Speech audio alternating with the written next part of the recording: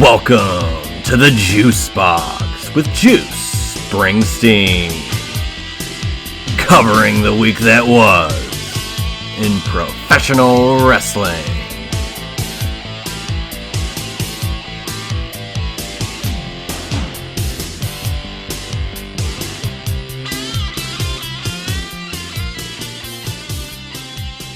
Welcome everybody to this week's edition of the Juice Box. I am Juice Springsteen once again for the Juice Box. This is episode 39, I believe. Normally I wouldn't say what episode number it is unless it's a round number, but 39's got an interesting distinction this week because we will be discussing what could have happened at WrestleMania 39 that apparently was locked in, yet we did not see it. We might not see it at WrestleMania 40, or will we? We got a lot to get to today. Recording this late, actually recording this early Friday. Long day ahead of me. I will be in a wedding later on today. Best man at my friend Matt getting married. He was the one that went to Payback with me.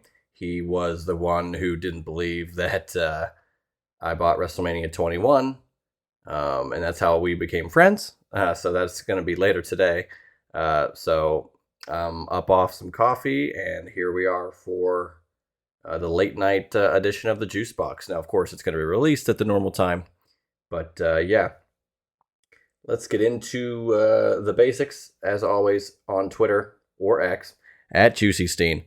Instagram at Juicy Wrestling Closet, juicysteen.podbean.com if you want to follow the show on iTunes. Also give it 5 straws if possible. Go to Apple to find this show. Go to Google Podcasts as well. Another home for the Juice Box. We're going to probably talk, we're going to do a little AEW Grand Slam review, some bits and pieces from AEW, but then we're going to launch into a ton of WWE stuff, from layoffs and cuts that were made in the last couple of days, to some future event location news, to The Rock, of course. So we're going to get into a lot of that stuff. I'm going to try to really not take this too long. Hopefully making it within the 40 to 50 minute window, but as you all probably know, that's not going to happen, and this will probably go for 7 hours. So let's just get into it. I thought Grand Slam was a very, very, very, very fun show. I think out of the, I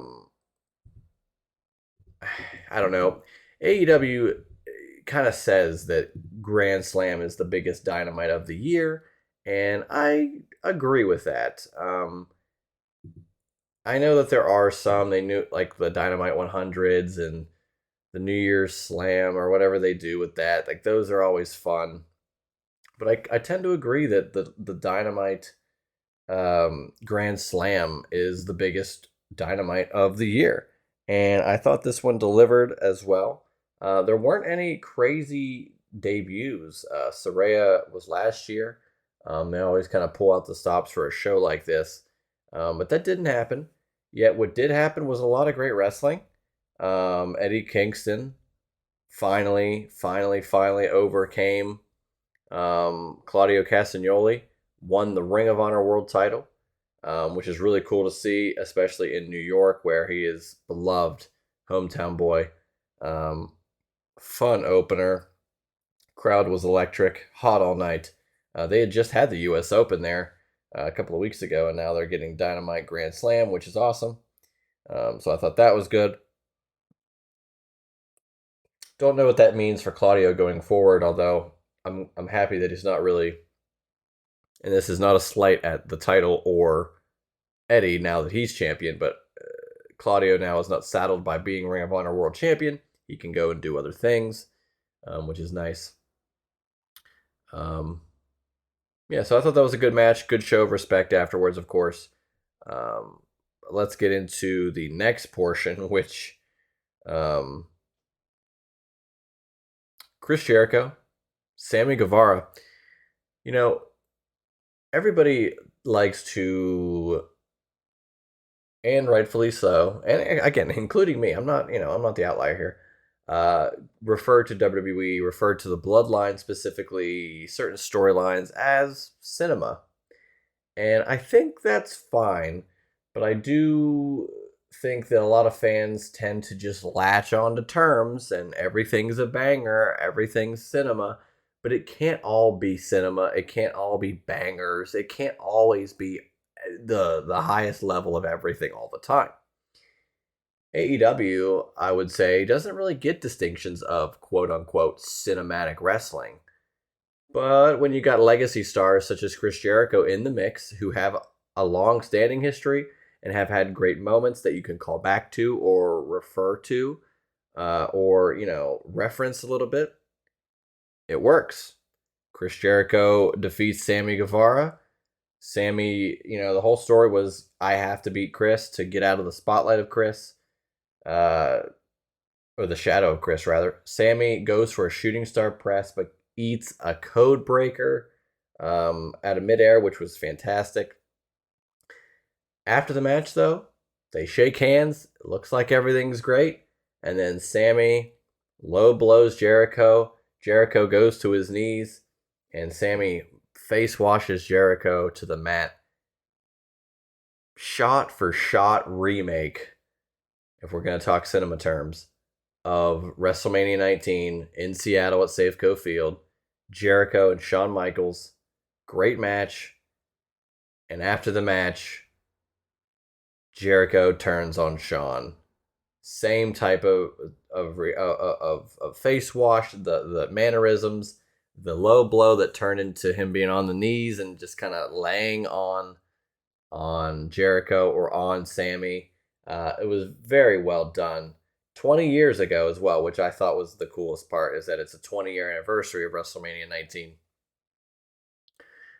So it was a cool way to call back to that event in a big way. And the biggest part was not only did Sammy Guevara turn on Chris Jericho, but the just despicable and despised by everybody in AEW, Don Callis comes out to the ring and seems to be the one behind all of this. And Sammy Guevara seems to be aligning himself with Don Callis. So I like that. I'm looking forward to some really, really deep and dark heelish promos and mannerisms from Sammy Guevara going forward. A lot of people were hating on him and booing him in the first place. And then when he had his on-screen love, with Ty Mello,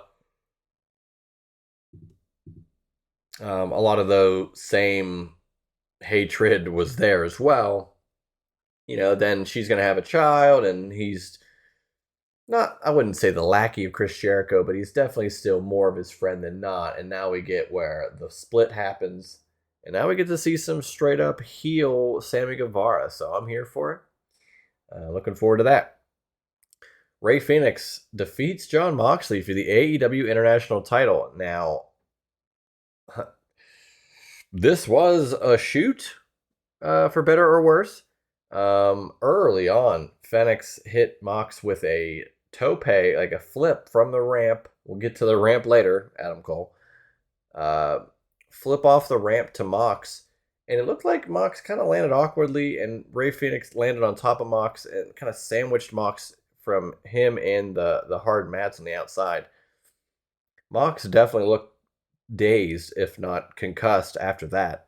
Kept doing the match, and then took a brutal driver head first, almost like a one-winged angel to the mat. 1, 2, no 3 count was made, but Rick Knox stopped the count because it was clear that Mox was supposed to kick out there, but he didn't.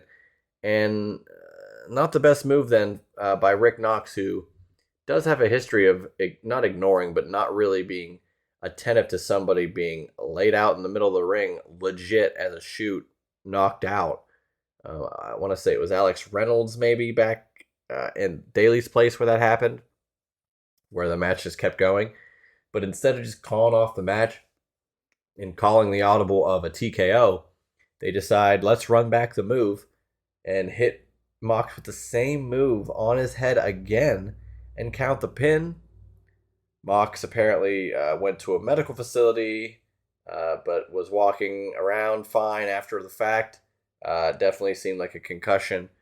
Hopefully that's all it is. A lot of criticism from how Tony Khan might have reacted, and I don't know about that.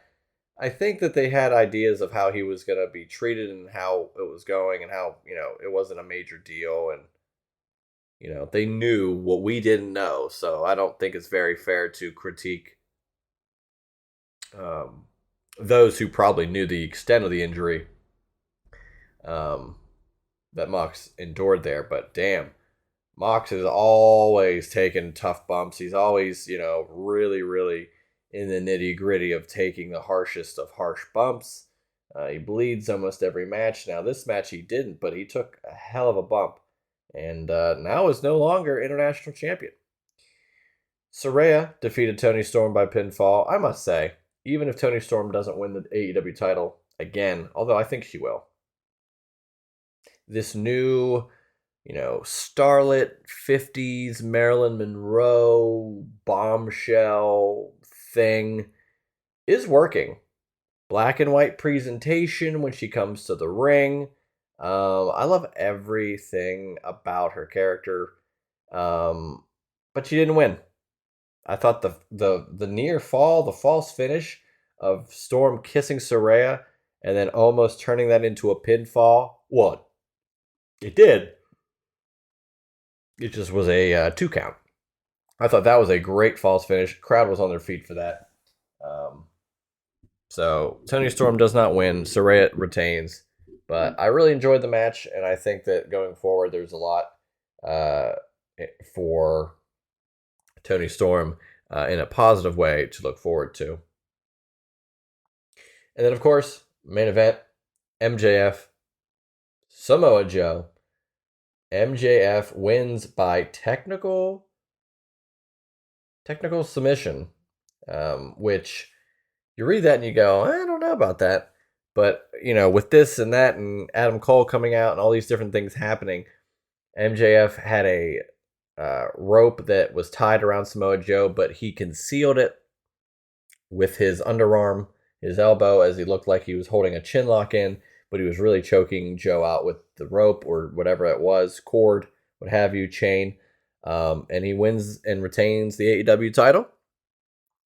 Adam Cole, though, as I referenced the ramp earlier, comes out to help MJF, and he jumps off the ramp, and he lands awkwardly and immediately starts limping. The reports are that he got out of the hospital with crutches. CM Punk practically derailed the beginning of his AEW run. I think it was doomed from the start after he has a great moment and ends up doing a stage dive from the ramp, broke his foot, and all the chaos happened after that. So here we go again. So, man, stop diving off ramps. Stop using the ramp as something. Walk to the ring. That's it. You don't need to put yourself in any more danger than you already are, in ring. So that was pretty crazy to say the least. But I thought overall it was a fun show. I really enjoyed it. And now we move on to Full Gear, which is happening in November in LA at the Forum. Don't know what's going to happen. Actually, you know what? That's not the next pay-per-view. I forgot Wrestle Dream is coming up. I would be remiss to talk about Wrestle Dream. And that kind of leads me to the next point. We'll kind of all meld it together. But the rumor is that Max, formerly HBO Max, could be involved in the discussion of AEW going forward in regards to potentially having, not a TV deal, I guess, because it's not really a TV, it's not TV. But it was reported by Andrew Zarian that he says, I feel confident to say that AEW will be on Max in 2024 and that AEW will expand its pay-per-view schedule to 12 a year. So there's a couple ways to look at it, but this is how I choose to look at it. After all, this is a juice box, so I guess I have this, I've created this forum for myself and my own opinions. But WCW, WWF had 4 pay-per-views at a time, at a point. They made it 5 in 93. WCW had a similar path. Once they got Hulk Hogan in 94 they had 7 pay-per-views. 95, they had 9 pay-per-views. And in 96, they had 10 pay-per-views. They increased pay-per-views year by year by year. 97, they go all the way to 12 pay-per-views, and that remained until 2001, where they had 3 pay-per-views before the company folded. So within a span of 4 years, they added 5 extra pay-per-views overall. AEW, 2019, had 3 pay-per-views. In 2020 and 2021, they had 4. They had 5 in 2022, and now in 2023, thus far, they will have 6. But to go to 12 seems like a lot, but when you look at it in the fact that they already do Fighter Fests, they do a special New Year show, there's a rumor that there's a pay-per-view that could land right near the New Year, which MJF 2024 is going to start January 1st. What better way than to put a pay-per-view right near there? And if MJF is still champion, wouldn't that be fascinating? You could put it on the 30th. You could put it on the 31st. It really wouldn't matter because January 1st, everybody's going to have that off. I find it fascinating that they could do that. I don't know if that's what they're going to do or not. Oh, excuse me. But I do like the addition of pay-per-views. Purely because I don't think it's been oversaturated yet. And as long as they can keep... The other thing is this, Wrestle Dream, Forbidden Door. Forbidden Door probably more or less, more so than Wrestle Dream. But Forbidden Door is a joint show. It's more of, what kind of dream matches can we get? We are going to get Sabre Jr. versus Danielson at Wrestle Dream, which you could call a dream match. And we are going to get Swerve versus Hangman, which, although a dream match, it is all AEW guys. But MJF might not wrestle on the show. So some of the shows aren't traditional AEW pay-per-views. Even All In, that wasn't traditional pay-per-view. That was, again, not that it was all dream matches, but it was less storyline based overall. And it more or less just really catered to the spectacle show, and this is what we want to have going forward, and this is our WrestleMania-esque show, and so I like that they're going to try to do 12. I think they've already set up 8 to 10 events as is spread out through the year, so I think doing 12 should be simple. But damn, they're going right into it, and that's going to be a sink or swim moment. Will 12 be too much? Will it be just right? I can tell you it won't be not enough. It's going to be more than enough, because that's where people like me are going to come in. And if it's on Max, I will consider getting a Max subscription. But to pay $50 a pop for every show for 3 to 4 pay-per-views a year was a lot. But now for 12, I'm going to have to reconsider, and it's going to be a card-by-card basis on what shows I really want to purchase, unless it is, like I said, on Max. Couple other things from AEW. It is reported that Jade Cargill is removed from the AEW website roster, or the roster on the website rather. So that seems to me that she's WWE bound. The rumor is that she has been at the Performance Center, or at least visited over the last week, which is intriguing. I will also say, just because it's a sidebar, I know it's not AEW related, but I mentioned the Performance Center. There's video of Randy Orton walking into the Performance Center. So one can hope that he is just working out the kinks, getting himself back in shape, ring shape, for hopefully a Royal Rumble return. That would be fantastic. So he could really get another solid couple years in before he hangs it up. Orton's been at it for quite a long time now, and Edge is winding down. Danielson says he's probably got a year or maybe left. Cena's not getting any younger. We're going to talk about The Rock here in a little bit. Everybody's really not getting younger, speak for myself. So you want to get healed, you want to get healthy, you want to have these matches, you want to do these big moments before you hang it up, and I get it. I really get it. I'm hoping that Orton can make that comeback, and we can see that come to fruition. The only other thing for AEW that I would like to touch on, two things actually. On Collision, two separate moments. I believe one had Keith Lee, and the other one I'm not sure the moment. But both these moments of someone yelling cut or, take 22, behind the scenes, but you're seeing it air, and they had the little clip, the little board to, signal that you're doing another take, and it seemed, like it didn't seem fake. It seemed real, but it was like, damn, it took you 22 takes to do a Keith Lee vignette segment backstage, really? Or interview backstage, not even a vignette.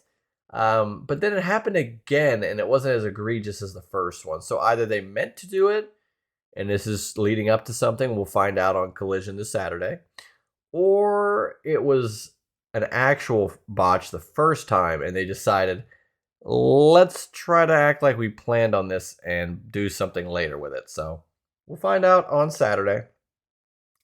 But it was bizarre. But the fact that it happened twice makes me think something's going on.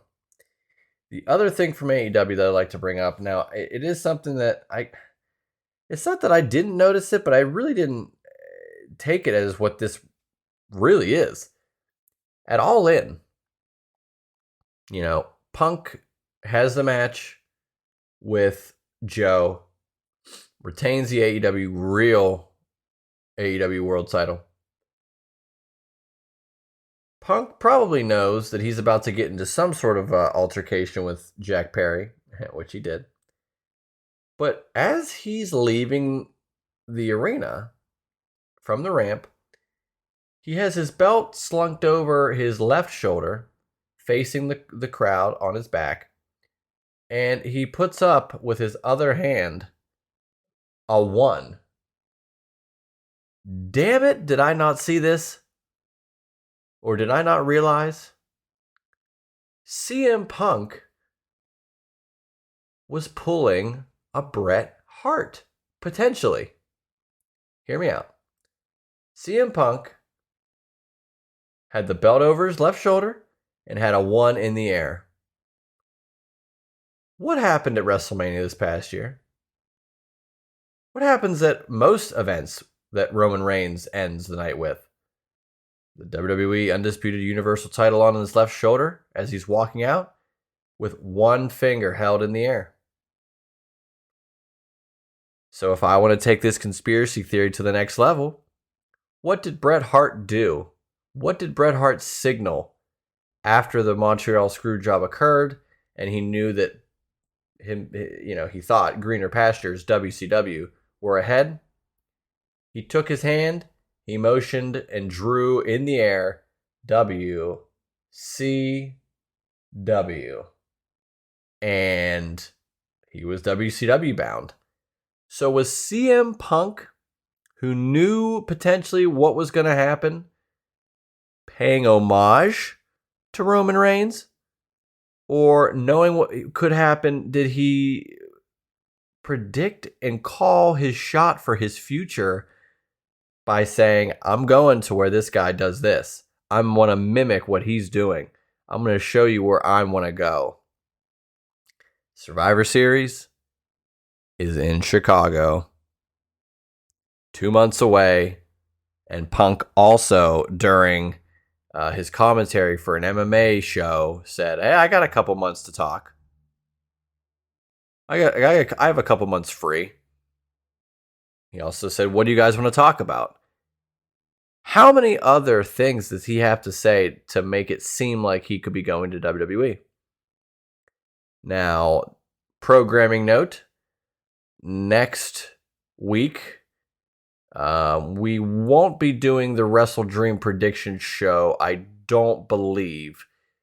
However, those predictions still could come in during what we do record Sunday, or when we record it, if it is Sunday or whenever, that airs Friday. Next week should be Triple Threat Theater with myself, Josh Cross, and Donnie. We will have some topics, including CM Punk's future, which I think will be a massive piece of business to discuss.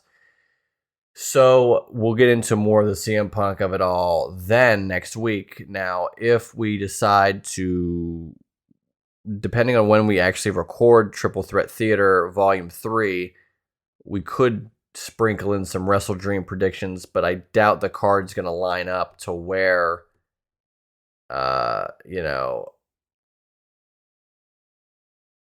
we'll have all the matches and what have you. So I don't know. I'm actually going to see what is lined up, because I do believe, let's see.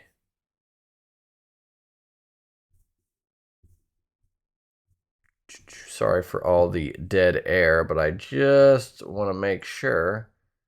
Okay, so we got that. Let's get to Wrestle Dream, huh?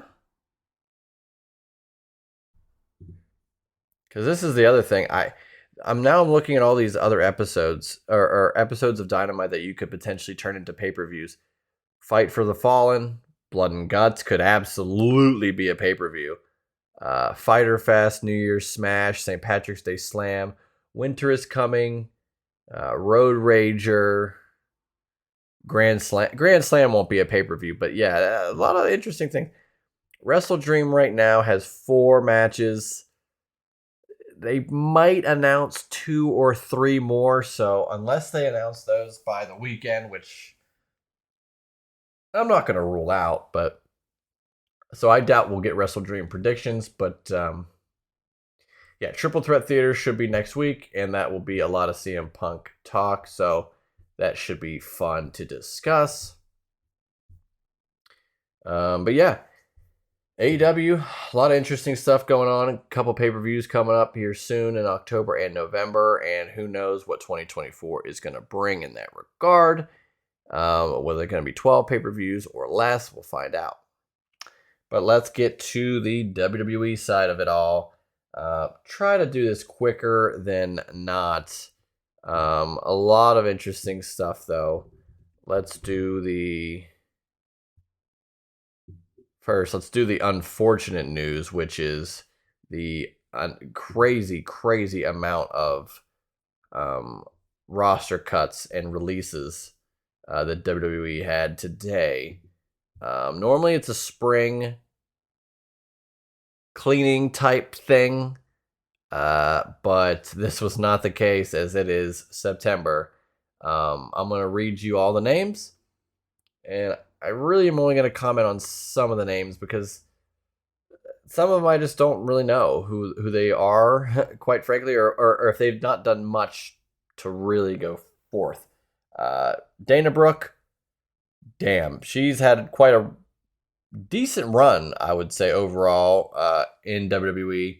I like to think she's got room elsewhere. I'd like to see her in Impact, quite honestly. Quincy Miller, I'm really unfamiliar with. Masse and Mansoor, who were formerly of Maximum Male Models with Max Dupree or LA Knight, and Maxine Dupree, who's now with Alpha Academy.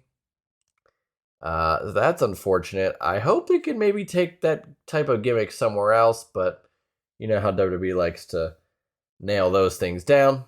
Shanky, Bryson Montana, Dabakato. These guys, Shanky was a part of. Was he a part of Jinder Mahal, his crew for a bit, or was he a part of something else? I'm really unsure about some of these guys.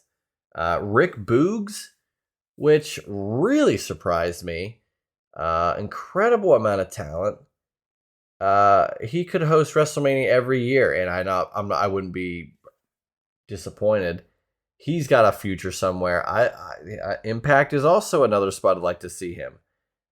Top Dollar, Aaliyah, Madcap Moss, Emma, now, we'll get to this in a little bit. We could talk about it now, but WWE announced that Elimination Chamber is coming to Perth, Australia, February 24th, which is going to be great.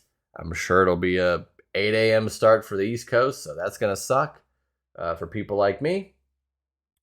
But that is a great, great thing to see. Like 60,000 plus fans are going to be there. I think Rhea Ripley is going to probably main event that show, unless the Elimination Chamber, well, maybe she could be in the Elimination Chamber. But damn it, Emma posts, 14. So at 10:05 a.m., right? She posts the picture of Elimination Chamber at Perth, a dream at WWE. 44 minutes later, she quotes it and says, "Oops, never mind. I just got released. I am no longer with WWE." That is so brutal, right? That is so annoying. I got to be honest. Is there no way that talent could get notified even a day out that they are going to be released so that they don't make themselves look so hopeful for 44 minutes and then they get it taken away from them? And I know all these guys and girls, they all have, a lot of them have families. A lot of them might not get into wrestling again. A lot of them might not have a job elsewhere. It's not, the business is, booming, but it doesn't mean everybody has a spot for you. So I just felt bad seeing that happen. But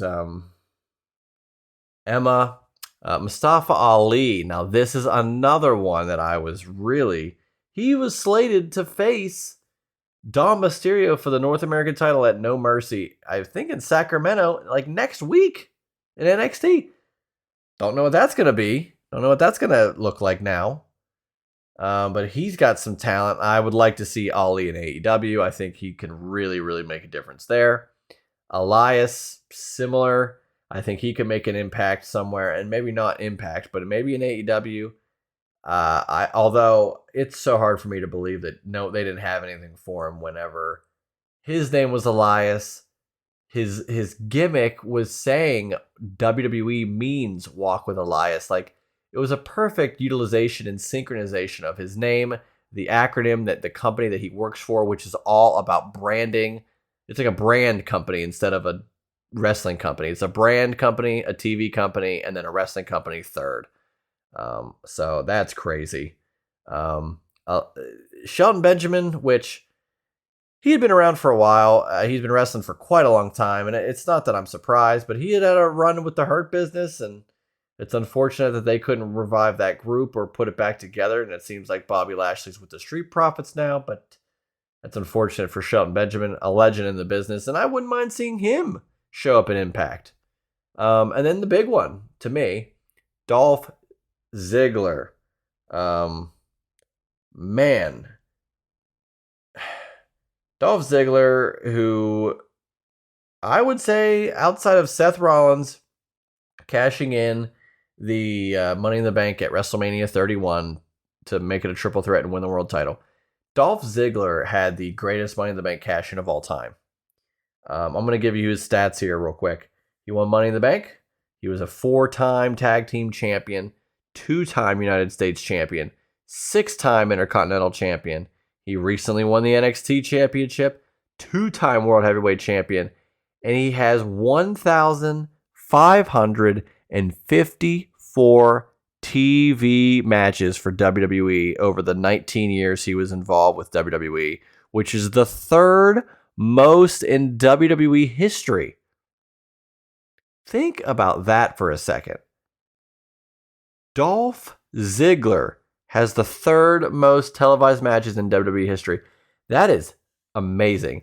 That is somebody you can rely on, somebody that has the look, somebody that can sell for anybody in the company and make anybody look like $1 million, and at the same time looks like $1 million.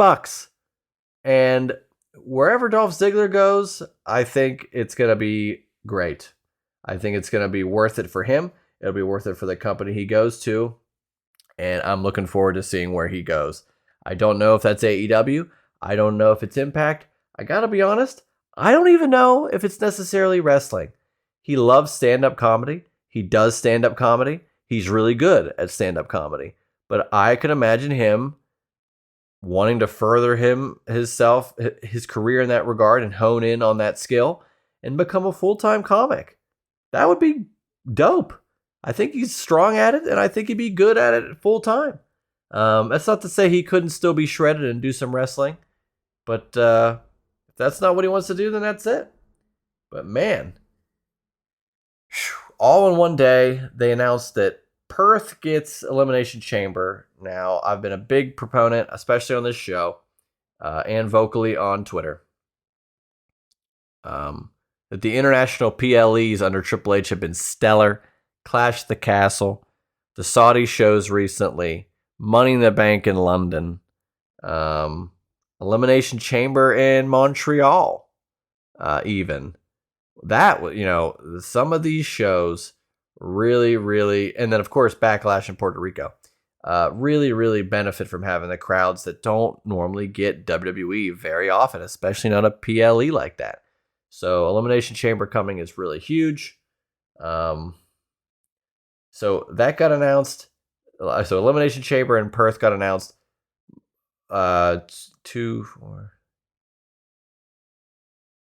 16 different talents got released. Also the same day. And additionally, WWE announced that SmackDown will be moving from Fox to the USA Network beginning next October in 2024 as part of a 5-year deal between WWE and NBC Universal. Additionally, WWE will host 4 NBC primetime network specials as part of that agreement. Right now, apparently, according to The Hollywood Reporter, NXT and Raw will reportedly move off of USA going forward. Where they go, I have no idea. And I'm also curious now, because USA is still NBC Universal, so SmackDown, they're still being affiliated with WWE and NBC. The network rights for Peacock, I believe, still have 2 or 3, maybe even 4 years left on that deal. So as long as WWE's with NBC Universal, I think Peacock is still in line to hold the rights to the network and all the content that's on there. So it'll be interesting to see where everything moves and ends up, but SmackDown going to USA is interesting. The last time they had a move, it was 2019, pre-pandemic, and they were going to Fox, which was a huge deal. This was the brief period of Bruce Pritchard and Eric Bischoff both running each, or Paul Heyman and him running Raw and SmackDown, a whirlwind of stuff happening. At the same time, I saw Hell in a Cell live. That was the beginning of The Fiend, and wild and weird times to be in WWE then. And now we get SmackDown moving to USA. So we'll see what that means. We'll see if they get a new set or what have you, but that's another interesting nugget of information. And then, yeah, let's get to the cream of the crop. Now, this, much like the CM Punk Roman thing, where like, man, is he signaling he's going to be coming to WWE and things I should be looking for? Damn it, Pat McAfee's show on Friday, emanating from Colorado because of Colorado and Deion Sanders playing Colorado State that Saturday. The Rock is on the show, and then The Rock talks to Pat McAfee about how WrestleMania 39 was locked in, and it should have been, they a quote was they couldn't come to something that would change the industry forever. We couldn't come to an agreement or whatever. I don't know how the hell they phrased it, but I really didn't buy that. They also said since January of 2022, that's when they were trying to have these plans lined up. And God, you had a 14-month window to come up with something for a storyline that literally is the bloodline that deals with The Rock and Roman and the Usos, who are the sons of Rikishi, and Solo, who's the brother, and the elder statesmen like Alpha and Sika, and Paul Heyman, who has history with the Samoan SWAT team. And like all these little things that have gone on with the bloodline. And you're telling me you could not do Roman Rock, where The Rock literally has a right to say, I'm head of the table. They couldn't come up with that. That is so frustrating to me. And I think it could be potentially a topic for Triple Threat Theater. I'm debating whether we want to take another step in that direction for a different topic there. But to me, I don't know. It's just frustrating. I thought that could have been it. I thought that, we're in LA. The Rock's the biggest movie star in the world right now. He's literally the head of the table. He is the elder statesman. He doesn't have to win the title, but he can be involved with a title match on Saturday night and lose.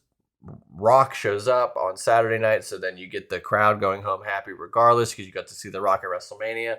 Roman gets his big moment of being put over by The Rock of all people, and better than at Philly at Rumble 2015 where they booed him out of the building even though Rock endorsed him. And then night 2 you can have Cody win the title off Roman, and Roman can even have the distinction of saying, hey, I was the first man to main event WrestleMania both nights. Well, that never happened. Instead, we got Cody not finishing the story. And now we're set up because after that happened, they were in Colorado, didn't realize that SmackDown was in Denver. And lo and behold, Theory cuts a promo on Pat McAfee as Pat McAfee was out introducing the show, SmackDown to everybody. He was having a good time. The Rock shows up. Not only does The Rock get a massive, massive pop to the beginning of his theme music with the "If You Smell," but the pop whenever he then shows through the curtain. 2 pops. Massive pops. Wrestlers would kill to have one pop like that in their career, and The Rock had 2 of them within 20 seconds. He makes an appearance. He cuts a great promo, tears down Austin Theory. But here, Austin Theory's had great moments now with Vince, Austin, Cena, a match at WrestleMania with Cena, a match with Vince, a Rock moment. As much as I'm down on Theory and what they've done with him creatively, damn it, he's been in huge moments, and I think they still have a lot of faith in him. So I should have faith in him, quite honestly. So we'll see what happens with Theory. But with The Rock, he goes in the back. He sees John Cena, who was out there for a Grayson Waller effect. They shake hands and hug. 2 things before we head out today on the Juice Box. I want to wrap this up. It's almost 1 a.m. I got a wedding to be best man at in like 12 hours, 14, 15, 16 hours. Is Cody's push over? Is Cody not finishing the story at Mania 40? Or will Cody get Cena at Mania 40 and we get Roman Rock to main event night 2 at Mania 40? Or is what I just presented to you guys as Mania 39, which what they could have done, which have Rock Roman night 1, Roman wins, defeats The Rock, says I'm the only person to main event both nights of WrestleMania, and then Cody dethrones Roman finally. He doesn't at Mania 40 in Philly. He doesn't. Cody doesn't need the Rumble. He can win the Chamber. He can find another way. I don't know if I want Rock winning the Rumble, but he could find a way in there. He's the Rock, for God's sake. But I think more likely we'll get Cody, Cena. We'll get Seth versus Gunther on night 1 to main event, and Gunther will win the world title. And then we would get The Rock and Roman night 2 for Mania. I wouldn't be disappointed with all 3 of those matches happening at Mania, but it's just very frustrating that we could have had Rock Roman and Cody Roman and signed, sealed, delivered. And it could have happened at Mania 39 last year in LA. It would have been perfect. Instead, we might not get Cody finishing the story because the story is not just the title. It's Roman having the title. We might have a situation now where Cody doesn't not only finish the story, but he could not even have a title shot. He could face Cena, which is fine. And we could be in a scenario that Roman could retain at Mania 40. And if he holds the title from this point where we're at September 22nd, for another year, he will pass Hulk Hogan's 1984 to 1988 WWE title reign of 474 days, I believe, off the top of my head. Because he's not going to pass Bruno. That's a 7-year reign. They're not doing that. But at this point, when you're this close, and I know I say this close, meaning a whole another year Roman in the bloodline, but if you can get me Rock Roman at Mania 40 and somehow still pull off Cody at 41, I know it sounds crazy, but if you can get Roman as the longest reigning champ of the modern era of the last 40 years, and think about that, 2024 is when he'd pass it. Hogan began the title reign at Madison Square Garden in January of 1984. They want Gunther passed Honky Tonk's record. The New Day passed Demolition's record. They want newer guys to hold these records that they can rely on going forward. And I think that could be the trend with Roman. So we'll see what happens. I'd like to discuss this on Triple Threat Theater. We'll see. I might add it on as a potential or it could be for a future Triple Threat Theater of what does The Rock do? Does The Rock wrestle at WrestleMania? What happens? We can get into all that stuff, fantasy booking. The other thing kind of ties into that, and again, it's just a little note before we head out. We saw the handshake on SmackDown.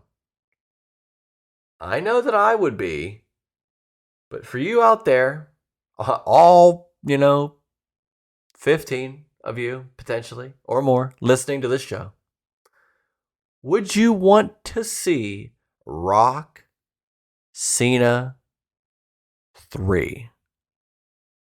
I've asked this question to some guests in the rapid fire, and the majority of it is no. I am seemingly on the outside looking in. I'm the minority. I want to see Rock Cena 3. I find it intriguing. I think it would be really fun. And why not? The first match was great. Great build-up, a year of build-up, great build-up, great match, great finish. Rock won. Why not play it back again? Rock can be champion. Cena gets the title. Cena gets put over. The Rock points to him and says, "You're the man." Why not have a rubber match? I know you don't need it, but why not have the rubber match? Just a thought, just a ponder. So that's something I've been thinking about. We'll get to discuss more of this potentially on a future Triple Threat Theater. But as for me, Juice Springsteen, and the Juice Box, it does seem that next week will be Triple Threat Theater Volume 3 with Josh Cross and Donnie. Hopefully that's the case. Hopefully we get that squared away and recorded this weekend so that you guys can have it downloaded for your Apple Podcasts or Google Podcasts or on Podbean, juicysteam.podbean.com, wherever you listen to the Juice Box, because if you are listening to it, I thank you very much. So hopefully we get Triple Threat Theater Volume 3.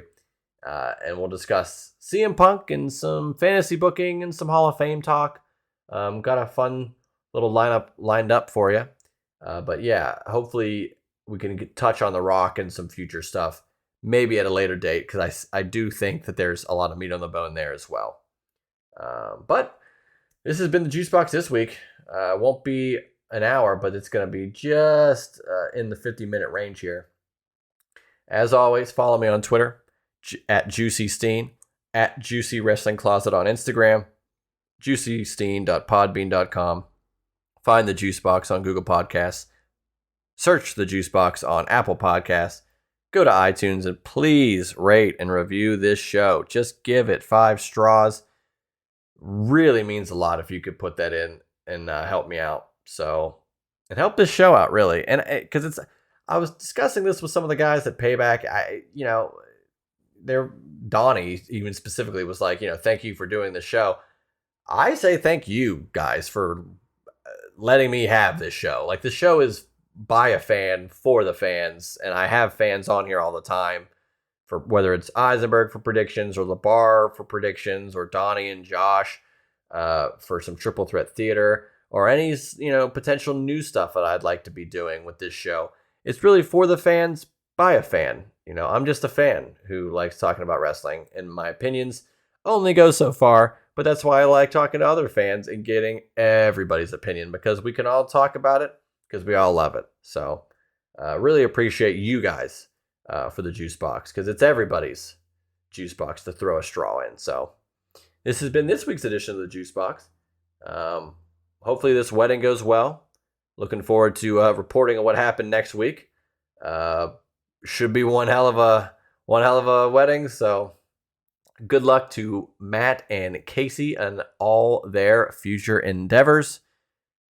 Should be a fun day and night. So congrats, you guys. And this has been the Juice Box. Triple Threat Theater next week. Josh, Cross, Donnie, you love them. Can't wait to hear more of them. And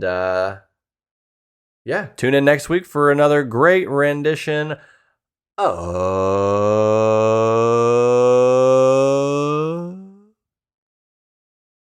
the Juice Box. That was the Juice Box with Juice Springsteen. Make sure to subscribe to the Juice Box wherever you listen to podcasts.